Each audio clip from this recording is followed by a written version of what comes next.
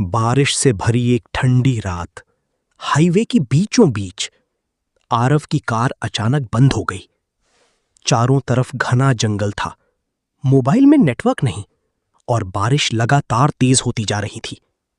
तभी दूर अंधेरे में उसे एक पुरानी इमारत दिखाई दी। उस पर टिमटिमाती लाइट में लिखा था, होटल ब्लैक रोज।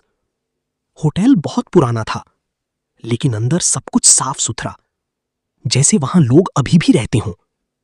रिसेप्शन पर एक बूढ़ा आदमी खड़ा था। उसकी आंखें अजीब थीं, जैसे वो आरव को देखकर खुश नहीं बल्कि डर गया हो। उसने धीरे से कहा, कमरा 13 कभी मत खोलना। कमरा नंबर 8। आरव ने हंसते हुए चाबी ली। उसे कमरा नंबर 8 दिया गया। कमरे में जाते ही उसे अजीब ठंड महसूस हुई। दीवारों पर पुरानी तस्वीरें लगी थीं, लेकिन एक फोटो देखकर वो रुक गया। फोटो में वही होटल था और उसमें खड़ा आदमी बिल्कुल आरव जैसा दिख रहा था। रात के ठीक 2:13 पर अचानक आरव की नींद खुल गई, क्योंकि बाहर कॉरिडोर में किसी के चलने की आवाज आ रही थी। ठक ठक ठक।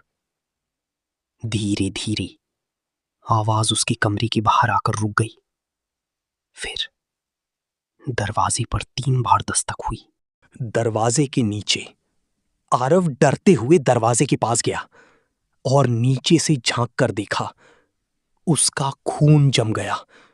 बाहर किसी इंसान के पैर नहीं थे, सिर्फ काले साए खड़े थे। तभी कॉरिडोर की लाइट ब्लिंक करने लगी और एक और आवाज आई, कमरा 13 खोल दो। डर के बावजूद आरव क्यूरियोसिटी में कॉरिडोर तक गया और उसने देखा, कॉरिडोर की आखिर में कमरा नंबर 13 आधा खुला हुआ था। अंदर से लाल रोशनी आ रही थी और कोई धीरे धीरे रो रहा था। आरव ने धीरे से दरवाजा खोला। कमरे के अंदर दीवारों पर खून जैसे निशान थे। बीच में एक पुराना बिस्तर और उस पर एक औरत बैठी थी। उसके लंबे बाल चेहरे पर थे।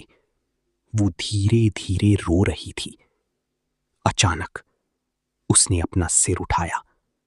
उसका चेहरा पूरी तरह जला हुआ था और आंखें पूरी काली। आरव पीछे हटने लगा, लेकिन तभी कमरे का दरवाजा अपने आप बंद हो गया। धड़ाम। औरत अचानक बहुत तेजी से उसकी तरफ दौड़ी। भूत! उसकी चीख पूरे होटल में गूंज गई। वो आरव के ऊपर चढ़ गई। उसके नाखून उसकी गर्दन में धंस गए। खून बहने लगा। आरव सांस लेने के लिए तड़प रहा था, लेकिन औरत उसके कान में फुसफुसाई, अब तुम यहां से कभी नहीं जाओगे।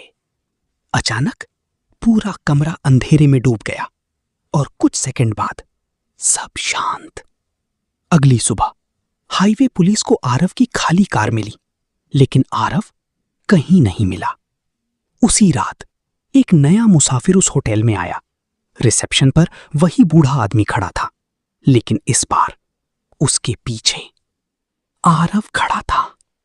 उसकी आंखें पूरी काली थीं और उसने धीरे से कहा, कमरा 13 कभी मत खोलना।